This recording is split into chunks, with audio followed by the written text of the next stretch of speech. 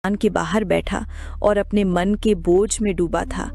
उसे दूर से एक अजनबी आते दिखाई दिए, परंतु वो आम फकीरों जैसे नहीं थे। उनके चेहरे पर एक अलग ही चमक थी। आइए गुरुवर, बैठिए। यहाँ क्या कर रहे हो बेटा? जी, मैं सदना यही काम करता हूँ। फिर परमेश्वर कबीर जी, जो कि एक मुसलमान फकीर का भेष बनाकर आए थे, उन्होंने सदना को सच्चा आध्यात्मिक ज्ञान प्रदान किया। जीव मारने से होने वाले पापों की जानकारी करवाई। कुछ देर परमेश्वर से चर्चा होने के बाद सदना ने दीक्षा लेने की इच्छा प्रकट की, परंतु परमेश्वर ने कहा, सदना, तुमको पहले ये मांस काटने का कार्य छोड़ना पड़ेगा, तभी दीक्षा मिलेगी। महाराज, ये मेरा निर्वाह है, मेरा परिवार इसी से चलता है, मैं इसे कैसे छोड़ सकता हूँ? शहर में 100 और भी कसाई हैं और हजारों लोग अन्य काम करके भी तो निर्वाह करते हैं। पुराणों में अपने मन से बोल रहे। तुम भी कोई और काम कर लो। ये मेरे लिए बहुत मुश्किल है महाराज, मैं ये काम कई सालों से कर रहा हूँ। तो मेरी छोटी सी बात रख लो, एक छोटा सा वचन दे दो। जी महाराज, बताइए, कैसा वचन? तुम 100 से ज्यादा बकरे नहीं काटोगे, चाहे कुछ भी हो जाए। 100 से ज्यादा नहीं महाराज, ये तो मुश्किल है। मुश्किल है पर नामुमकिन नहीं। अगर तुम्हें भगवान पाना है तो इतना त्याग करना पड़ेगा सदना। ठीक है गुरुवर, मैं आपको वचन देता हूँ, अब से रोज के 100 बकरे से ज्यादा नहीं काटूंगा। अच्छा, अब अपने वचन पर पक्का रहना।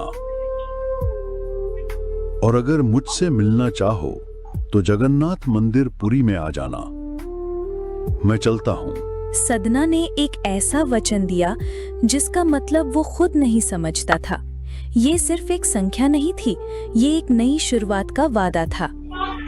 उन फकीर ने सदना को ऐसा आध्यात्मिक ज्ञान दे दिया जिससे सदना की आत्मा में एक नई उम्मीद जाग उठी। समय बीतता है, सदना का जीवन कुछ समय तक ठीक चलता रहा और वो अपने वचन का पालन करता रहा। कुछ दिन बाद नवाब के बेटे की शादी थी। सदना ने अपने वचन के अनुसार 100 बकरे काटे और औजार धोकर रख दिए। फिर उसने परमात्मा का कोटि धन्यवाद किया और मन ही मन खुश होने लगा। हे परमात्मा, आज तो आपने बाल बाल बचा लिया। तभी कुछ दूरी पर स्वयं पूर्ण परमात्मा एक व्यापारी का भेष बदलकर अपने भक्त की परीक्षा लेने पहुंच जाते हैं और दुकान के सामने खड़े होकर मालिक को बुलाते हैं। अरे कोई है? जी बताइए। अच्छा भाई सुनो, मुझे एक एग्रीमेंट करना है। मुझे रोज के लगभग 20-30 बकरे चाहिए जिन्हें मैं आगे बेचूंगा। जी जरूर, क्यों नहीं। तो सुनो, एग्रीमेंट हम सुबह करेंगे, क्योंकि अभी तो मैं दूर से चल कर आया हूं, तो अब आराम करूंगा और भूख भी बड़ी जोर की लग रही है। तो आप एक काम करो, बढ़िया स्वस्थ बकरे का ताजा मांस बनवा लो। जी आप बैठिए, मैं अभी बढ़िया ताजा बकरे का मांस तैयार करवाता हूँ। अरे सदना, एक बकरा काट फटाफट, बड़े व्यापारी आए हैं, उनको भोजन करवाना है। इधर सदना ये बात सुनकर अचंभित हो जाता है और सोचता है, अगर बकरा नहीं काटा तो मालिक नौकरी से निकालेगा और बकरा काट दिया तो मेरा दिया वचन भंग हो जाएगा। सदना अपना औजार उठाता है। उसका मन जानता था कि ये गलत है, पर घर की जिम्मेदारी के डर ने उसे विवश कर दिया था। वो एक बकरा लेकर एक अंधेरे कोने में चला जाता है। वहाँ वो औजार को देखता है और मन ही मन उस फकीर का चेहरा याद करता है। उसके अंदर एक द्वंद्व चल रहा था। सदना ने सोचा कि वह मालिक को धोखा दे सकता है, पर अपनी अंतरात्मा को नहीं। उसने एक क्रूर उपाय सोचा। सिर्फ एक आदमी का भोजन बनाना है तो क्यों ना बकरे के अंडकोश काट कर भेज दूं। वचन भी रह जाएगा और मालिक भी खुश हो जाएगा। सदना ने चाकू उठाया और बकरे की तरफ अंडकोश काटने चला। हे सदना कसाई, ये सब ना भाई, आप मेरी गर्दन काट लो, अंडकोश नहीं। ये तुम क्या कर रहे हो? ऐसी दुश्मनी शुरू मत करो। मैं सारी रात तड़प तड़प के मर जाऊंगा। अगले जन्म में जब तुम बकरा बनोगे और मैं कसाई बनूंगा तो परमेश्वर के न्याय अनुसार मैं तेरे अंडकोश काट लूंगा। बकरे की आवाज सुनते ही सदना के हाथ से चाकू छूट गया। वह थर थर कांपने लगा, उसके आंसू बहने लगे और वहीं जमीन पर पसरकर बैठ गया। जब मालिक को सदना की बात पता चली तो उसका गुस्सा आसमान छू गया। हराम खोर, नमक हराम, मांस क्यों नहीं काटा? इसका मतलब तू मेरे इस नए सौदे से खुश नहीं है?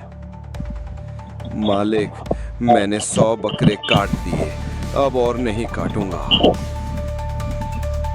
इसको तो सजा मिलनी चाहिए, ऐसी सजा जो कोई ना भूले।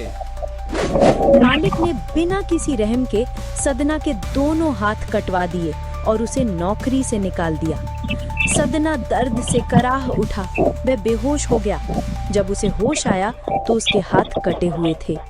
उसने इलाज करवाया और दर्द और अपमान के साथ जगन्नाथपुरी की ओर चल पड़ा। सदना गांव-गांव भटकते हुए यात्रा करता रहा। शरीर में दर्द था पर मन में सद्गुरु से मिलने की आस थी। एक गांव में नंबरदार ने उसे शरण दी। नंबरदारनी ने सदना के कटे हाथ देखकर उसे अपने हाथों से खाना खिलाया, पर सदना नहीं जानता था कि ये एक और परीक्षा में फंसने वाला था। नंबरदारनी का चाल चलन ठीक नहीं था। आधी रात को वो सदना के बिस्तर पर गई और गलत काम के लिए उकसाया। सदना ने तुरंत मना कर दिया। बहन, तुम नंबरदार की पत्नी हो, उनकी इज्जत हो। मैं पहले ही बहुत दुखी हूँ, मुझे छोड़ दो। आपको अल्लाह के दरबार में जवाब देना होगा, उस परमेश्वर से तो डरो। इतना सुनते ही नंबरदारनी को अपनी बेइज्जती महसूस हुई और उसने तुरंत शोर मचाना शुरू कर दिया। बचाओ, बचाओ, ये व्यक्ति मेरे साथ गलत हरकत कर रहा है। उसके शोर से वहाँ भीड़ इकट्ठी हो गई और सदना जमीन पर सर पटक पटक कर रोना शुरू कर दिया। लोगों ने सदना की कोई बात नहीं सुनी और फिर उसे नवाब के पास ले जाया गया। झूठ आग की तरह पूरे गांव में फैल गया। नवाब को सदना की बातों पर भरोसा नहीं हुआ। नवाब ने कठोर फैसला सुनाया। इस पापी को मीनार के अंदर जिंदा चुनवा दो। कारीगर बुलाए गए, उन्होंने सदना को मीनार के अंदर कर दिया। सदना ने मन ही मन परमात्मा को याद किया और जैसे ही कारीगर दरवाजा बंद करके हटे, कुछ अजीब हुआ। मीनार के पत्थर और ईंटें आकाश में उड़ गए जैसे कोई बम फटा हो। यह झूठ का घमंड था जो सदना के विश्वास के आगे टिक नहीं सका। उसी पल नंबरदारनी दर्द से चिल्ला उठी। उसके दोनों स्तन कटकर जमीन पर गिर गए थे। वह दर्द में अपना गुनाह कबूल करने लगी। धूल शांत होने पर सबने देखा सदना जिंदा था और उसके दोनों कटे हुए हाथ पूरी तरह से और भी कोई किसान आंदोलन हुआ, उसमें भी भागीदारी उनकी रही है, सहयोग दिया है। तो इस मदद को भी किस रूप में देखते? वे भाई गांव से जुड़े हुए हैं, गांव में उनके आश्रम है, तो गांव की पृष्ठभूमि से आ रहे, तो गांव वालों का जो दर्द है वो जानते हैं, तो इसीलिए लंगर भी चलाते हैं। तो आखिर में क्या कहना चाहोगे संत रामपाल जी महाराज के बारे? भाई महाराज जी अपना ठीक है, सरकार भाई बहुत दिन हो गया अब उनको बाहर निकाल रहे, अजी जेल में रहते हुए भी लगातार सामाजिक कार्य कर रहे हैं, करते रहते हैं। उनकी संस्था बड़ी है और लोग बहुत जुड़े हुए हैं संस्था से, तो करते रहते हैं। पूरा काम आश्रम की कमेटियां हैं वो काम करती है।